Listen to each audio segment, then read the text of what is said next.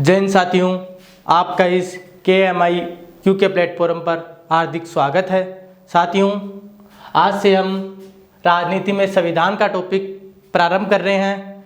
तो साथियों, इस टॉपिक से हमेशा एग्जाम में 2 से 3 क्वेश्चन मिनिमम आते हैं। मैक्सिमम 5 से क्वेश्चन भी आते हैं कई बार, कई एग्जाम में, कई पारियों में। कम से कम 2 से 3 क्वेश्चन तो कम से कम आपको हर एग्जाम में देखने का मिलेगा साथियों।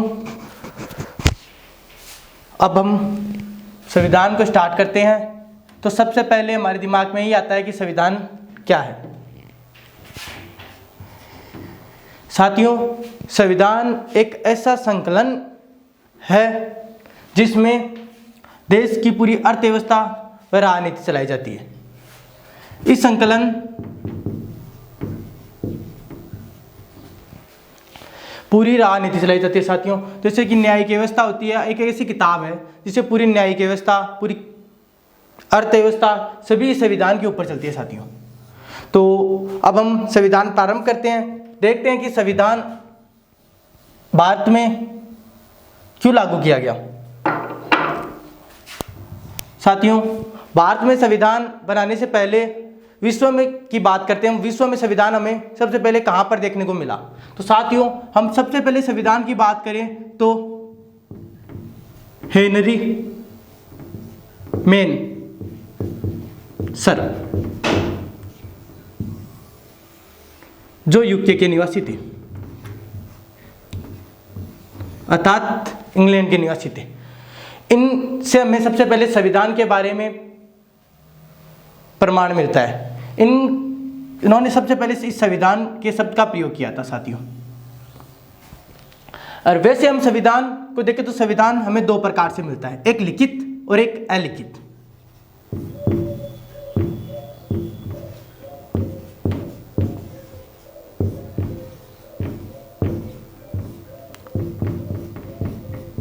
लिखित संविधान जैसे कि एक किताब है जिसमें सभी नियम कानून लिख दिए गए हैं। अलिखित संविधान जो मौखिक रूप से सभी कानून मुख पर रखे जाते हैं और समय अनुसार चेंज कर लेते हैं, जैसे जैसे उनको अच्छा लगे।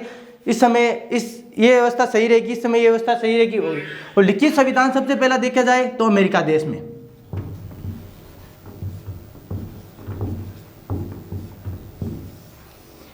4 मार्च 1789। और अलिखित संविधान की बात की जाए सबसे पहले तो वो देखने का हमें मिलेगा यूके, अर्थात इंग्लैंड में साथियों। तो हमने बात कर ली कि संविधान 2 प्रकार से मिलता है, एक लिखित और एक अलिखित। लिखित संविधान सबसे पहले हमें अमेरिका देश में मिला था और अलिखित संविधान हमें सबसे पहले इंग्लैंड में मिला था साथियों। जो अमेरिका देश का संविधान है,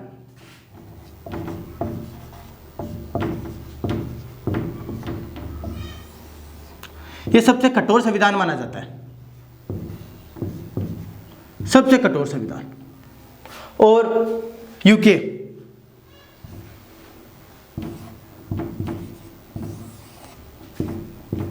सबसे लचीला माना जाता है। कठोर संविधान है मतलब कि अमेरिका के कानून काफी कठोर कानून है। अमेरिका के संविधान में केवल 7 अनुसूचियां हमें देखने को मिलती है साथियों। 7 अनुसूचियों का एक छोटा सा संकलन है जिस पे पूरी आज अमेरिका देश की अर्थव्यवस्था चल रही है साथियों।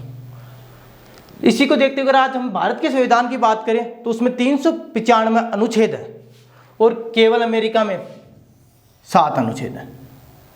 और ना ही उन कानून में इतनी जल्दी फेरबदल किया जा सकता है। अमेरिका में को लचीला इसलिए कहा जाता है, इनके संविधान में मौखिक संविधान है, कभी भी आसानी से कानून में फेरबदल किया जा सकता है साथियों। इसी के साथ अब हम भारत के संविधान की बात करते हैं। विश्व के संविधान की बात कर ली, फिर देखा गया विश्व के संविधान में हम बात करते हैं साथियों। एक चीज और रह गई कि सबसे नवीनतम संविधान अर्थात नया संविधान।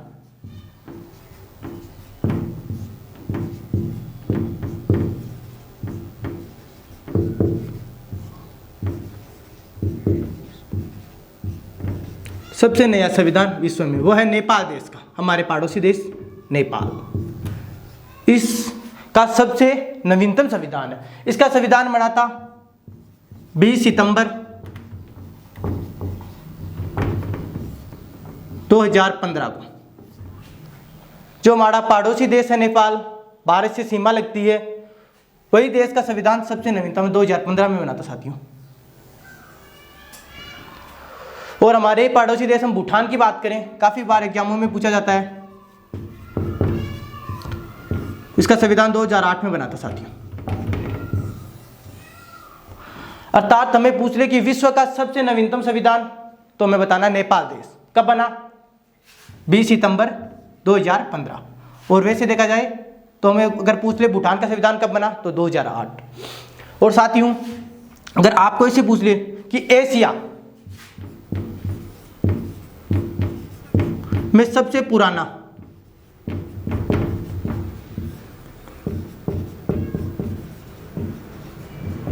संविधान, तो साथियों आपको बताना है वहां पर जापान देश, 1860 में। एशिया का सबसे पुराने संविधान की बात की जाए तो 1860 में हमें जापान में देखने को मिलता है। और एशिया का सबसे नवीनतम संविधान की बात की जाए तो हमें पता है नेपाल में, क्योंकि नेपाल भी एशिया का ही तो भाग है, विश्व में भी और नेपाल में भी, नेपाल ही है एशिया में भी, जिसे 20 सितंबर 2015 को बनाया गया था साथियों। अब हम बात करते हैं भारत के संविधान की साथियों।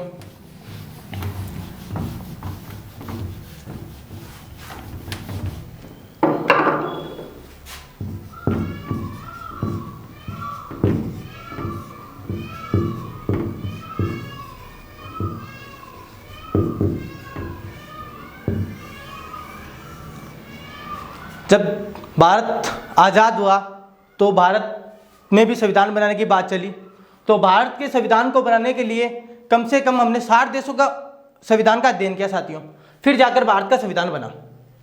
तो हमने 60 देशों का अध्ययन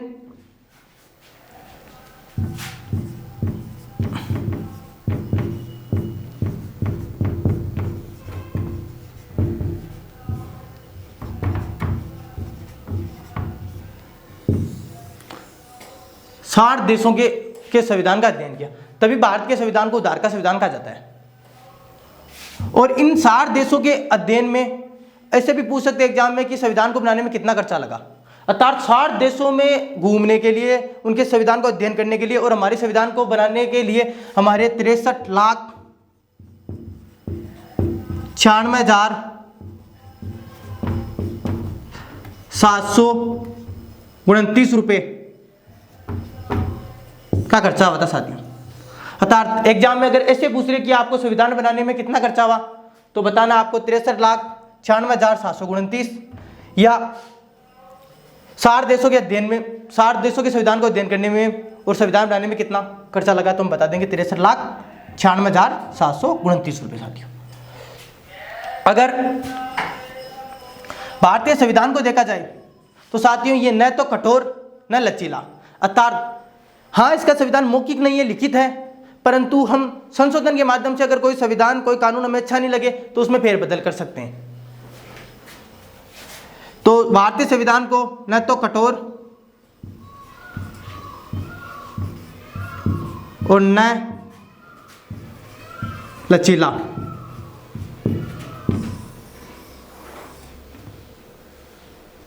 कहा जाता है साथियों। ये संविधान न तो कठोर है न ही भारत का संविधान न तो कठोर है न लचीला है साथियों। भारतीय संविधान में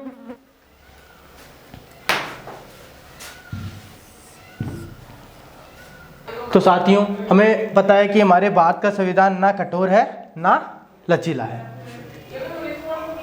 भारतीय संविधान जब बनाया गया तो प्रारंभ में इसमें 22 भाग 395 अनुसूची, अनुच्छेद और 8 अनुच्छेद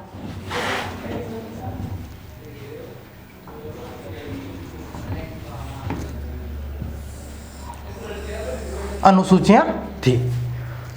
और भारतीय संविधान को बनाने में 2 साल 11 माह 18 दिन का समय लगा था। साथियों, भारतीय संविधान सभा द्वारा बनाया गया था। इसे बनाने में 2 वर्ष 11 माह 18 दिन का समय लगा था। भारतीय संविधान 26 नवंबर 1949 को बनकर तैयार हो गया था। परंतु भारतीय संविधान को 26 नवंबर 1949 को लागू न करके 26 जनवरी 1950 को लागू किया गया था। भारतीय संविधान को 26 नवंबर को बनकर तैयार हो गया था, तो 26 जनवरी 1950 को क्यों लागू किया गया था? तो इसके पीछे का हमें तथ्य जानना है। तो साथियों, हमें चलना पड़ेगा 1929 में।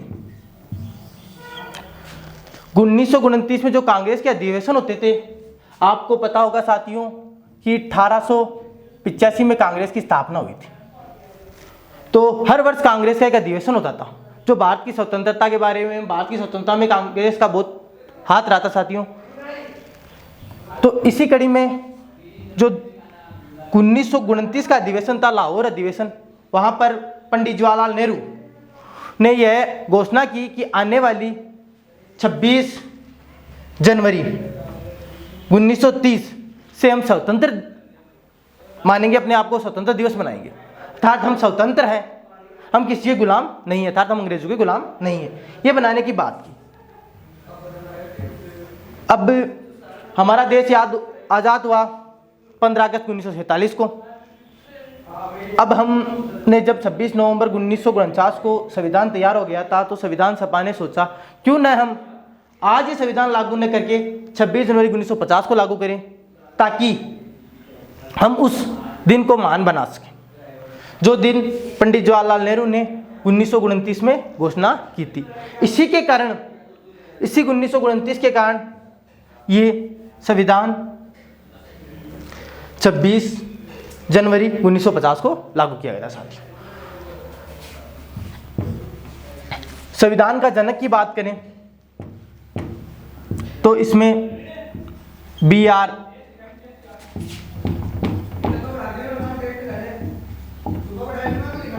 अम्बेडकर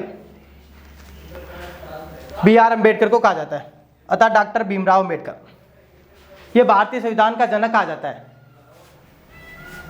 वैसे संविधान को बनाने में संविधान सभा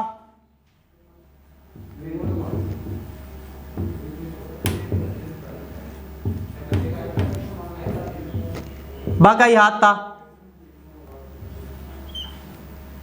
परंतु भीमराव अम्बेडकर काफी शिक्षित थे, काफी समितियों के अध्यक्ष भी थे, जो मैं आपको संविधान सभा पढ़ाऊंगा उसकी समितियां सभी बताऊंगा साथियों। इस प्रकार हमारा संविधान बनकर तैयार हुआ था साथियों, और 26 जनवरी 1950 को हमने हमारे संविधान को लागू कर दिया था। अब हमने संविधान की जो बेसिक जानकारी है साथियों वो कंप्लीट कर ली है। अब हम संविधान की बेसिक जानकारियों से आगे बढ़कर अब संविधान की अनुसूचियां स्टार्ट करते हैं।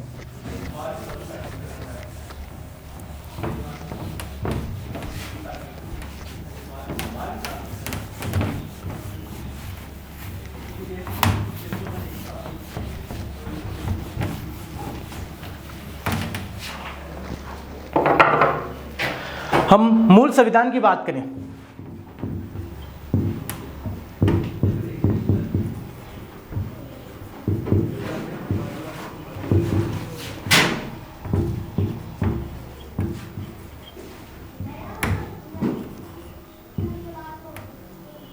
अनुसूची थी, लेकिन वर्तमान में ये अनुसूचियां 12 हो चुकी है। 4 अनुसूचियां जो हमें लगी, आवश्यकताओं के अनुसार, हमारी आवश्यकता के अनुसार इन 4 अनुसूचियों को बढ़ा दिया गया था। तो पहले हम इन 8 अनुसूचियों की बात करते हैं और बाद में जो 4 अनुसूचियां बढ़ाई गई थी उनकी भी बात करेंगे। साथियों, हम करते हैं पहली अनुसूची की बात।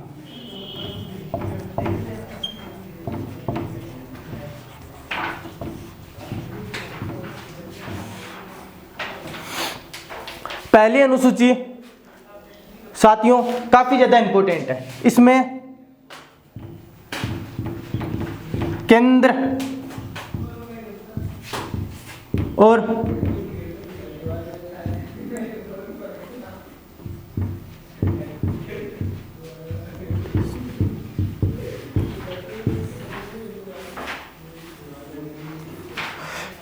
केंद्र शासित प्रदेशों की बात की गई है साथियों। अर्थात भारत केंद्र एवं केंद्र शासित प्रदेश का एक संघ है।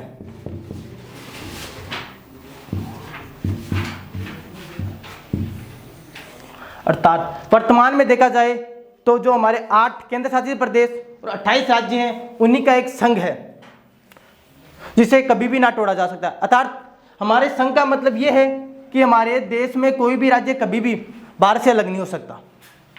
वो इन 28 राज्यों को हमेशा भारत से जुड़ा हुआ रहना पड़ेगा। तो साथियों, पहले अनुसूची से हमें यही पता चलता है कि केंद्र एवं केंद्र शासित प्रदेश अर्थात संघ, केंद्र को हम संघ भी कहते हैं,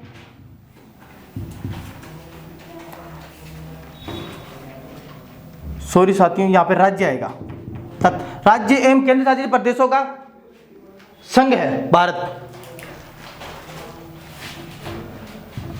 मूल संविधान की बात करें, मूल संविधान में हमारे यहाँ 352 रियासतें थी, परंतु बाद में राज्य पुनर्गठन आयोग के द्वारा 1956 में 14 राज्य व 6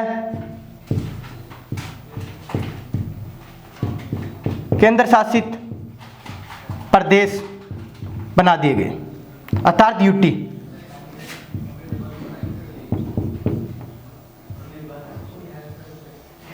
बना दी गई थी।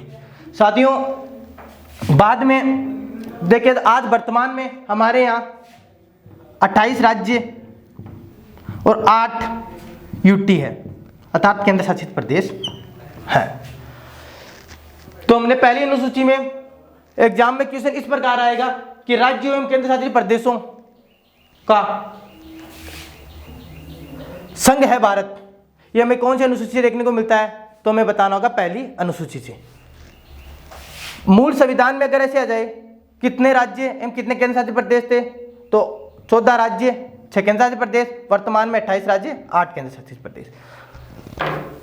अब साथियों, हम बात करते हैं अनुसूची 2 की।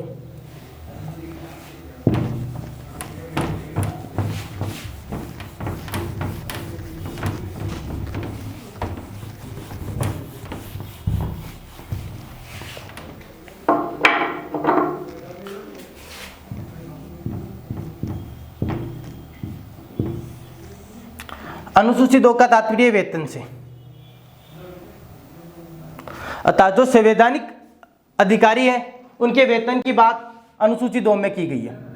जैसे राष्ट्रपति, प्रधानमंत्री, उपराष्ट्रपति, लोकसभा अध्यक्ष, सांसद, जो भी संवैधानिक अधिकारी हैं उन सभी के वेतन की बात अनुसूची 2 में की गई है। तो साथियों, इससे सीधा क्वेश्चन एक ही आता है कि किस अनुसूची में वेतन की बात की गई है, या फिर वेतन के बारे में कौन सी अनुसूची बताती है, या अनुसूची 2 में क्या बताती है।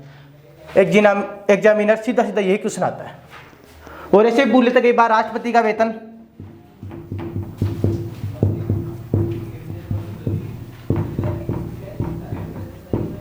जो हमें पता ही है 5 लाख प्रति माह। राष्ट्रपति को 5 लाख रुपए प्रति माह विदाउट टैक्स मिलता है। साथियों, मैं आपको यह भी बता देना चाहता हूं, वैसे तो मैं 360 अनुच्छेद पढ़ाऊंगा तो आपको बताऊंगा कि 360वें अनुच्छेद में वित्तीय आपातकाल है। उस वित्तीय आपातकाल में ऐसा है कि जब वित्तीय आपातकाल लगता है तो सभी जो अधिकारी होते हैं उनका वेतन को रोक लिया जाता है, परंतु राष्ट्रपति के वेतन को कभी नहीं रोका जाएगा। वित्तीय आपातकाल में भी हमें राष्ट्रपति को 5 लाख रुपए प्रति माह देना ही पड़ेगा। साथियों अब पढ़ते हैं अनुसूची 3।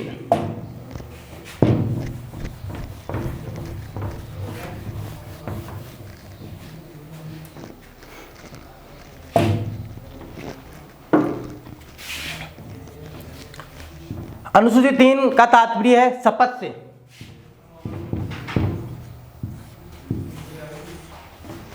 हाँ साथियों, शपथ वही जो राष्ट्रपति, प्रधानमंत्री, लोकसभा अध्यक्ष,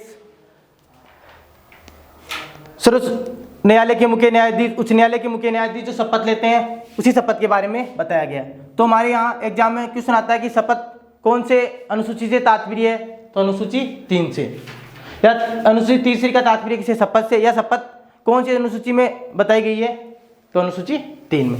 साथियों शपथ में एक क्वेश्चन काफी बार देखने को मिलता है कि शपथ कितनी प्रकार की होती है अनुसूची 3 के अनुसार। तो इसमें हमें 2 शपथें का उल्लेख हुआ है। अब एक शपथ तो पद की शपथ जो हम सभी जानते हैं, वो सभी नॉर्मली बात भी करते हैं इसके बारे में, पद की शपथ, जैसे प्रधानमंत्री अपने पद की शपथ लेता है। एक होती है गोपनीयता।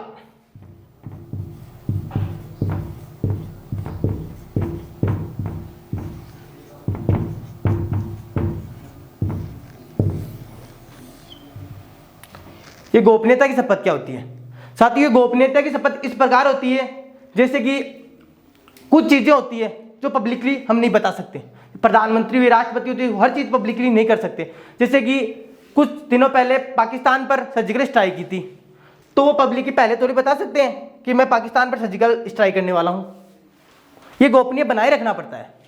जैसे कि किसी भी देश से हम कोई भी सौदा करें, जैसे राफेल लिए थे रूस से, तो हम पहले नहीं बताया कि हमने इतने पैसे में राफेल लिए, वो बाद में विपक्ष ने सवाल उठाया तो बताना पड़ा। परंतु हम पहले, अगर वो सौदा होने से पहले हम ये नहीं बता सकते किसी भी देश के साथ हमारे संबंध कैसे हैं, ये हम नहीं बता सकते। अर्थात हमारे देश की हमें गोपनीयता भी बनाई रखना काफी ज्यादा जरूरी है।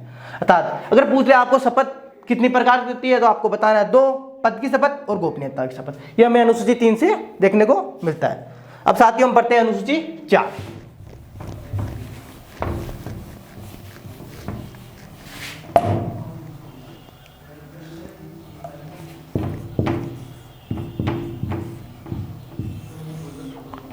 अनुसूची 4 में बात की गई है सीटों की।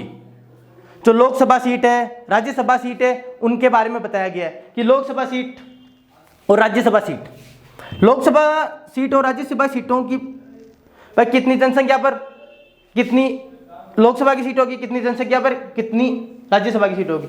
हम देखें तो 5 लाख की जनसंख्या पर एक लोकसभा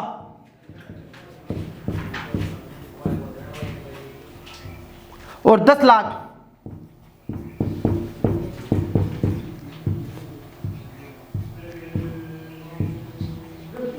एक राज्यसभा,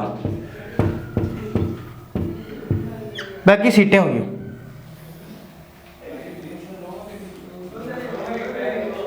पांच लाख की जनसंख्या देखें तो उस पर एक लोकसभा की सीट, और 10 लाख की जनसंख्या देखें उस पर एक राज्यसभा की सीट होगी साथियों। अब हम इस हिसाब से देखें तो आज हमारी जनसंख्या काफी ज्यादा है भारत की। अब तो भारत पहले नंबर पर भी आ चुका है जनसंख्या के मामले में। तो हम लोकसभा में देख रहे हैं वर्तमान में 550 सीटें। साथियों कई लोगों के दिमाग में भी आ रहा है कि लोकसभा में तो 552 सीटें।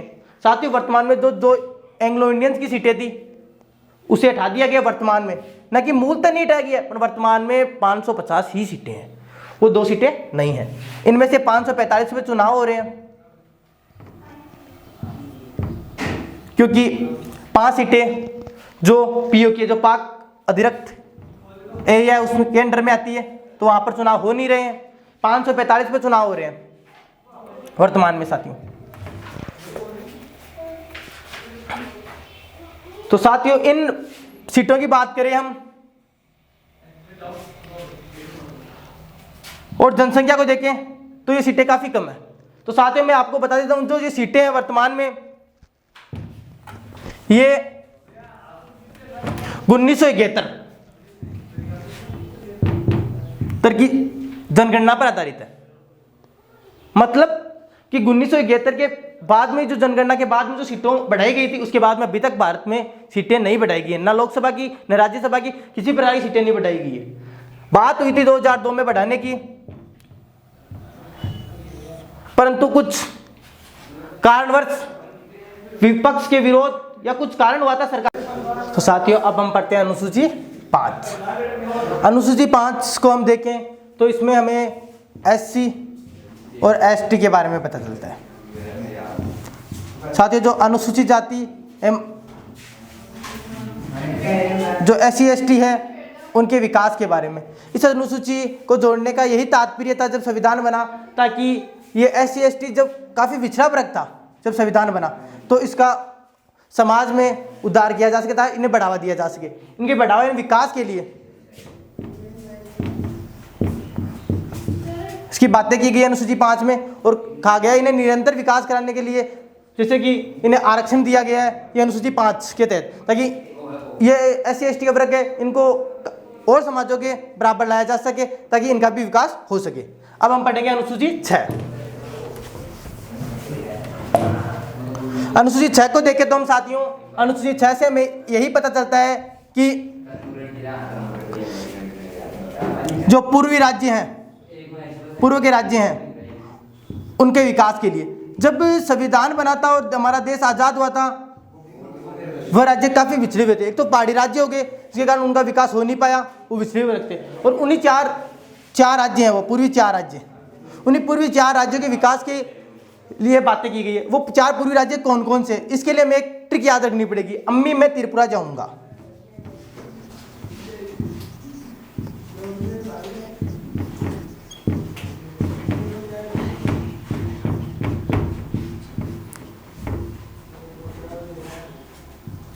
अम्मी मैं त्रिपुरा जाऊंगा।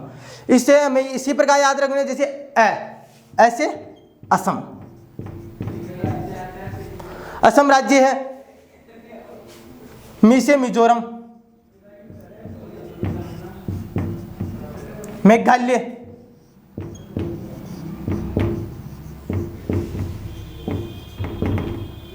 और त्रिपुरा।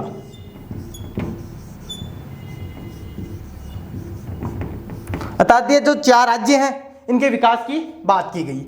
ये पूर्व के 4 पहाड़ी राज्य हैं साथियों, इन्हीं के विकास करने के लिए ये अनुसूची 6 जोड़ी गई थी।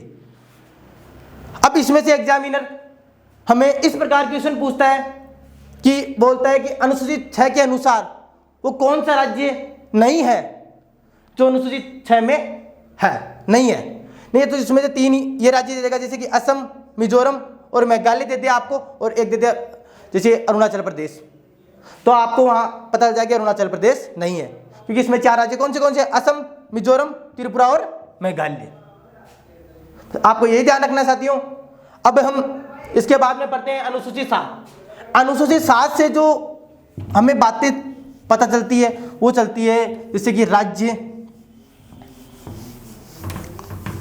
और केंद्र अर्थात संघ, हम संघ ही कहते हैं केंद्र को, संघ और राज्य में शक्तियों को बांटा गया है। वो किस प्रकार बांटा गया है, जैसे कि आज आपको पता है जैसे रेलवे है, रेलवे पर जो विकास का काम करती है वो केंद्र के अंडर में आती है। रेलवे का पर पूर्ण अधिकार केंद्र का होता है। इसी प्रकार कुछ शक्तियां राज्य को दी गई है जिसपे पूर्ण अधिकार राज्य का कुछ केंद्र। अब कुछ चीजें ऐसी है जिसमें केंद्र और राज्य दोनों संयुक्त रूप से विकास करता है। केंद्र को लगे कि मैं इस क्षेत्र में ये काम कर सकता हूं, राज्य सोचता है कि इस क्षेत्र में मैं इसमें काम कर सकता हूं, उसे समवर्ती सूची कहते हैं। अर्थात अनुसूची 3 को देखते हुए हमें 3 सूचियां मिलती है, संघ सूची, राज्य सूची और समवर्ती सूची। ये 3 सूचियां मिलती है। इन 3 सूचियों को में जब संविधान बना था तो संघ सूची में 97 विषय, राज्य सूची में 66 विषय और समवर्ती सूची में 47 विषय थे। मतलब कि केंद्र का अधिकार इन 97 विषयों पर था, राज्यों का इन 66 विषयों पर और केंद्र का इन, जो केंद्र और राज्य दोनों, जहां पर दोनों विकास करते था, समवर्ती सूची, वहां पर इन 47 का। बाद में 1976 की हम बात करें, वहां पर एक 42वां संविधान संशोधन हुआ था साथियों। ये 42वां संविधान संशोधन अब आपको बार बार देखने को मिलेगा। जब आप संविधान पढ़ोगे तो 42वें संविधान संशोधन की हर क्लास में लगभग आपको एक बार बात आएगी, क्योंकि ये संविधान में काफी ज्यादा संशोधन किए गए थे। ये इस समय हमारी देश की प्रधानमंत्री इंदिरा गांधी थी, इन्होंने इस संविधान से मतलब कि भारत की काफी नजरिया ही चेंज कर दिया था एक तरीके से। उन्होंने लोकसभा का कार्यकाल भी 6 वर्ष का कर दिया था, यहां से 5 वर्ष से हटाकर। हालांकि बाद में 44वें संविधान संशोधन में इसे घटाकर वापस 5 वर्ष का कर दिया गया था, जो अभी चल रहा है 5 वर्ष का लगातार। तो साथियों इसे लघु संविधान संशोधन भी कहते हैं 42वें संविधान संशोधन को। तो इस समय 5 विषय थे, जो मैं 5 विषय आपको भी यहां पे बताता हूं। 5 शब्द थे जो राज्य सूची, मतलब कि 5 है जहां पर राज्य अपने अधिकार चलाता था, उन्हें हटाकर, मतलब कि यहां से 5 हटा दिए तो यहां पर हो गए 61, और इसमें 5 जोड़ दिए गए तो यहां पर हो गए 52 विषय, और यहां पर 3 विषय और जोड़ दिए गए। मतलब कि वर्तमान में देखा जाए तो संघ सूची में 66, राज्य सूची में 61 और समवर्ती सूची में 52 विषय हैं। अर्थात मतलब इन विषयों पर विकास कर सकता है। अब वो 5 शब्द कौन कौन से थे तो उनकी बात करें तो हम पहले नंबर पर आता है वन। सबसे पहले बात आती है वन की। दूसरे पर आती है वन्य जीव। तीसरे नंबर पर हम बात करें तो बात आती है शिक्षा। चौथे नंबर पर हम बात करें तो आती है नापतोल, और 5वें नंबर पर न्याय शब्द।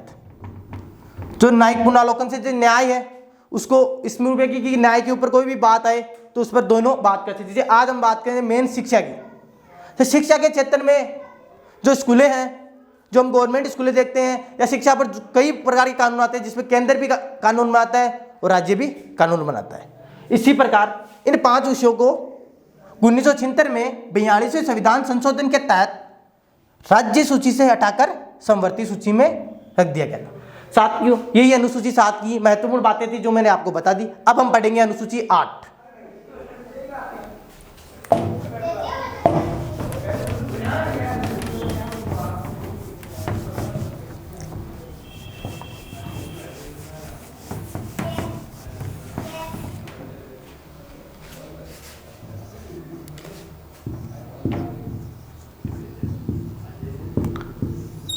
अनुसूची 8 का संबंध भाषा से है।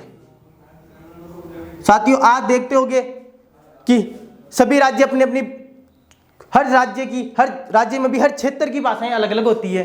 जैसे कई राज्यों में उन भाषाओं में से कुछ भारत की अनुसूची 8 में है, मतलब कि कुछ क्षेत्रीय भाषाओं को उन्होंने संविधान में जगह दी है अनुसूची 8 में। जब संविधान बना था तो इसमें 14 भाषाओं को जगह दी गई थी, लेकिन वर्तमान में इन भाषाओं को बढ़कर 22 हो गई है। अर्थात मतलब कि इन 14 से 22 में 3 संशोधन किए गए, जो मैं अभी आपको बताऊंगा। उन 3 संशोधन के माध्यम से 14 से 22 वर्तमान में भाषाएं हैं। अगर आपको पूछ रहे अनुसूची 8 में मूल संविधान में कितनी भाषाएं थे तो आपको बताना है 14, और वर्तमान में पूछ ले तो 22। तो साथियों पहले तो हम उन 14 भाषाओं की बात करते हैं जो हमें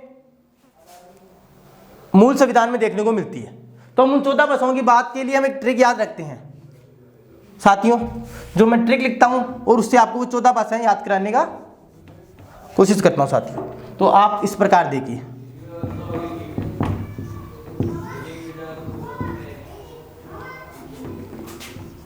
अब्बा, संत, कम, कम, पत्ते, देता है, उस, गुहिल को। मतलब कि आपको ये इतनी सी ट्रिक आप याद रख लोगे साथियों तो आपको वह 14 भाषाएं आसानी से याद हो जाएगी। वो इस प्रकार है, देखिए पहली भाषा ऐसे असमिया, जो असम की भाषा है असमिया। नंबर दो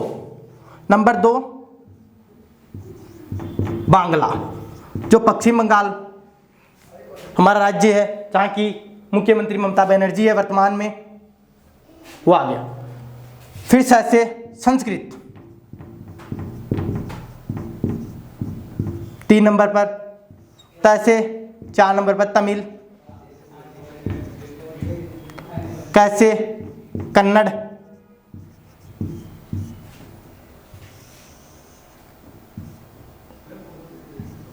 मराठी, कश्मीरी, मलयालम,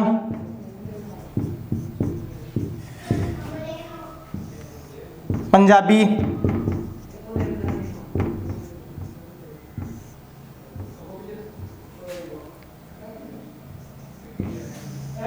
और तेलुगु।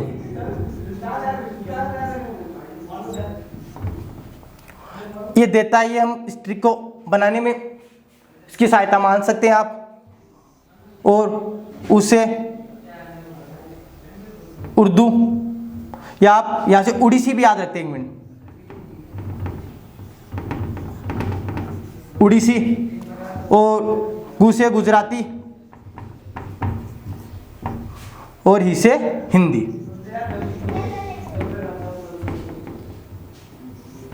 इस प्रकार देखें तो हम साथियों ये 13 भाषाएं हो जाती है। 4, 5, 6, 7, 8, 9, 10, 11, 12 और 13 भाषाएं हो जाती है। और 14वीं भाषा में याद रखना होगा उर्दू।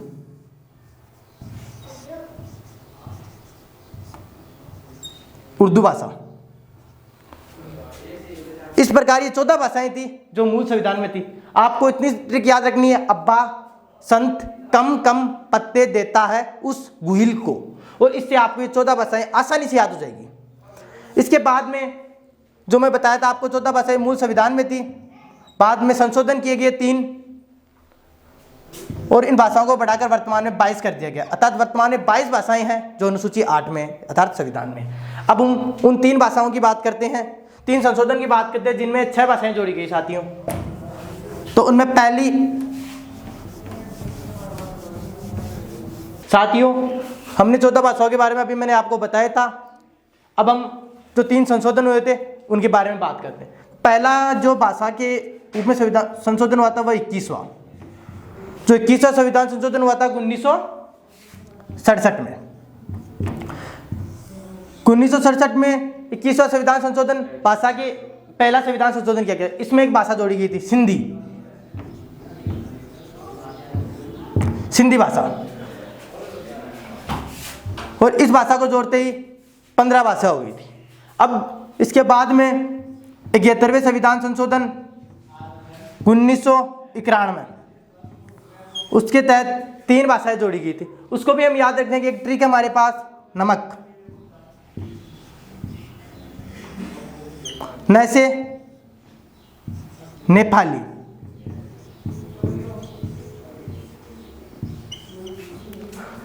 मैसे मणिपुरी, और फिर कैसे कन्नड़, नहीं सॉरी कोंकणी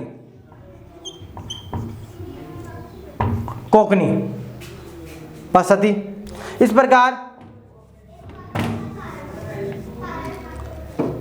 जो 11वां संविधान संशोधन 1991 में हुआ था उसमें 3 भाषाएं जोड़ी गई थी। इस 3 भाषाओं को जोड़ते ही 15 पहले हो गई थी, 3 और जोड़ दी गई, 18 भाषा हो गई थी। अब इसके बाद में एक संविधान संशोधन किया गया, जो किया गया था 2002 में, 91वां संविधान संशोधन 2002।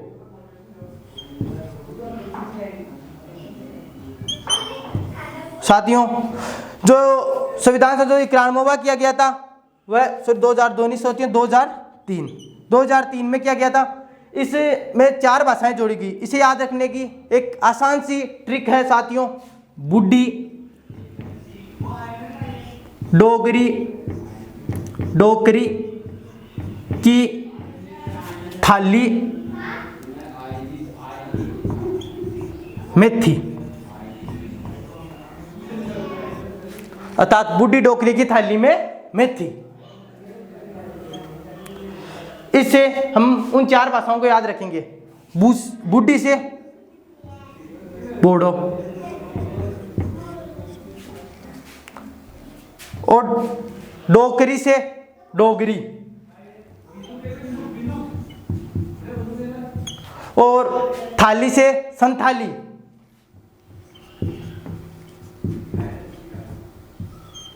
और मेथी से मैथिली।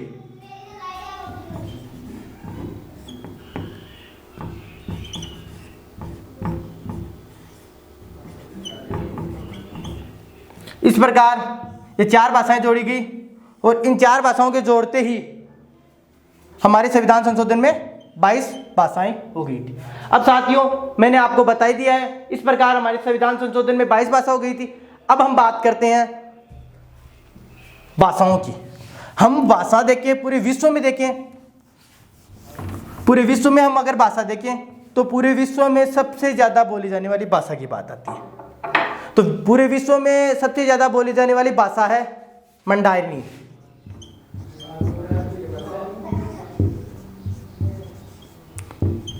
जो चीन की भाषा है।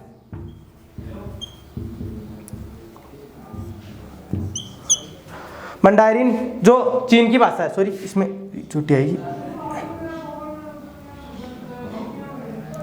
जो सबसे ज्यादा बोली जाने वाली भाषा है विश्व में।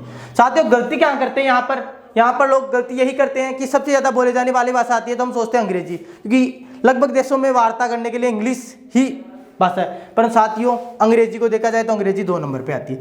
पहले नंबर पर आती है वो मंडारिन। विश्व में अगर आपको कहीं पर भी कोई भी एग्जाम में क्वेश्चन मिलने को जाए, या तो आपको मिलेगा चीनी भाषा या फिर बोलेगा मंडारिन जो चीन की भाषा है। आपको इतना ही याद रखना है। अब हम बात करें भारत में, तो भारत में सबसे ज्यादा बोली जाने वाली भाषा तो वहां पर देखी जाए तो हिंदी पहले नंबर पर, हिंदी दूसरे नंबर पर बांग्ला। ये 2 भाषा याद रखें आप, एग्जाम में यही आएगा आपको। पहले नंबर पर बोली जाने वाली भाषा तो हिंदी सभी को पता है, पर दूसरे नंबर के एग्जाम में काफी बार क्वेश्चन पूछा जाता है, तो मैं बेझिझक बताना है बांग्ला। साथियों हमने अनुसूची 8 को अच्छे से पढ़ लिया। उन 22 भाषाओं के एक के बारे में मैंने आपको बताया है, और बाद में जो विश्व में सबसे ज्यादा बोली जाने वाली भाषा मंडारिन, और भारत में बोली जाने वाली 2 भाषाओं के बारे में मैंने आपको बता दिया है, हिंदी और बांग्ला। अब हम चलते हैं अनुसूची 9। अब साथियों हमने जो मूल संविधान में जो 8 अनुसूचियां थी उनका अध्ययन हमने कर लिया है। अब हम आ चुके हैं 9वीं अनुसूची, मतलब ये मूल संविधान में नहीं थी, इसे मूल संविधान बाद में जोड़ा गया। अब जब संविधान हुआ तो सबसे पहले ही संशोधन,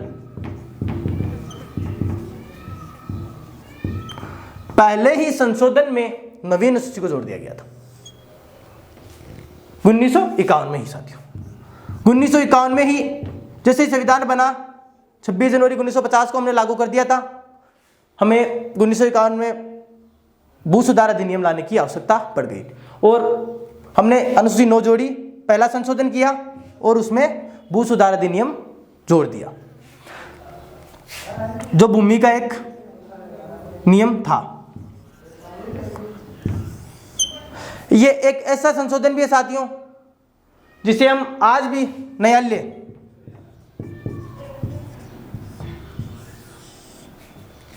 में चुनौती नहीं दे सकते।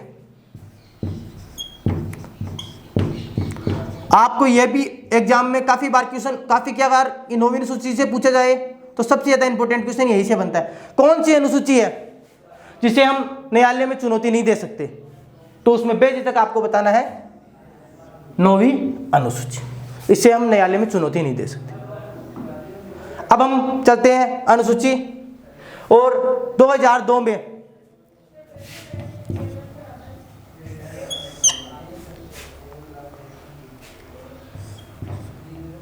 जो भू सुधार अधिनियम था, इस अधिनियम को सरकार ने काफी जगह पेश भी किया था साथियों।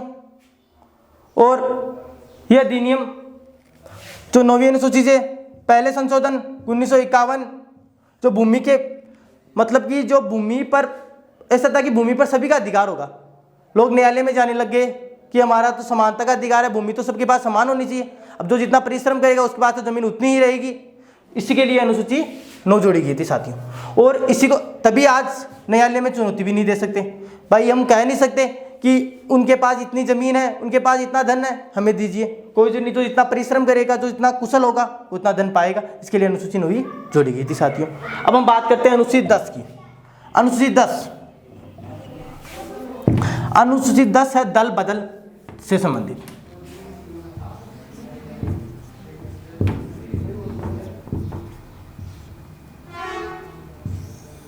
जिसे 52वें संशोधन 1985-86 साथियों। कई बार हमें 85 भी देखने को मिलता है, कई बार 86 भी। तो आप दोनों ही याद रखिए, एग्जाम में अगर दोनों आए तो आप 85 लगाइए, अन्यथा आपको 85 या 86 में से एक देखने को मिल जाएगा साथी। दल बदल से, दल बदल आप आज होता है कि एक सरकार से कोई नेता दूसरी दल में जाता है तो उसे अपनी सीट को छोड़ना पड़ता है। मतलब कि एक अगर आज कोई बीजेपी का है, वो कांग्रेस में जा रहा है, तो उसे दल, अगर वह कांग्रेस में जा रहा है तो उसे सीट छोड़कर दोबारा वहां पर चुनाव लड़कर कांग्रेस से चुनाव जीतकर वो कांग्रेस का प्रत्याशी बनेगा, अन्यथा वह बीजेपी का ही प्रत्याशी रहेगा। इसी के प्रति यह नियम लाया गया था, दल बदल अधिनियम। और इसे 2002 में पूर्णतः प्रतिबंध भी लगा दिया गया था इस पर। अर्थात कोई भी किसी भी प्रकार से, चाहे कोई भी उसके पास कितना भी बड़ा एक्सक्यूज क्यों ना हो, कि भाई कोई भी कितना बड़ा कारण क्यों ना हो कि मैं इस कारण से इस पार्टी में नहीं रहना चाहता, तो उसे अगर इस पार्टी में नहीं रहना है तो चुनाव दोबारा लड़ना ही पड़ेगा। हमने पढ़ लिया। अब हम पढ़ेंगे अनुसूची 11। अनुसूची 11 को देखें तो हम साथियों अनुसूची 11 और अनुसूची 12 हम दोनों साथ पढ़ते हैं।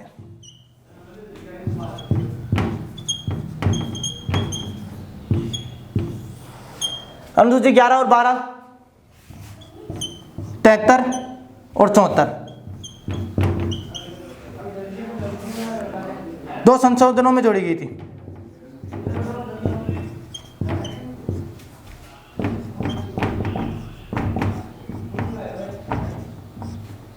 दो संशोधनों में जोड़ी गई थी।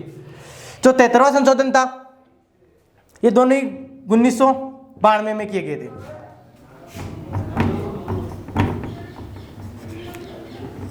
साथियों इसमें पंचायती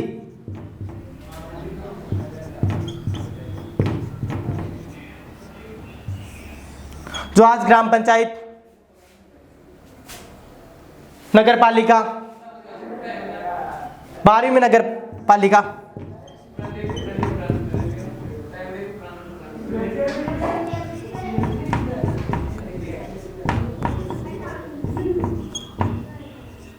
का देखने को मिलती है। अर्थात जो पंचायतों के जो आज ग्रामीण स्तर पर विकास करने के लिए 11वीं अनुसूची जोड़ी गई थी, और जो शहरी जो नगर पालिका के अंदर आती है उसके विकास करने के लिए 12वीं अनुसूची जोड़ी गई थी। ये दोनों ही, ये 73 में, ये 74 में आप याद रख सकते हो, और संशोधन हुआ था 1992 में। इस प्रकार साथियों हमने 12 अनुसूचियों का अध्ययन कर लिया है। अब हम कल से जो 22 भाग है और 395 जो अनुच्छेद है उनके बारे में अध्ययन करेंगे।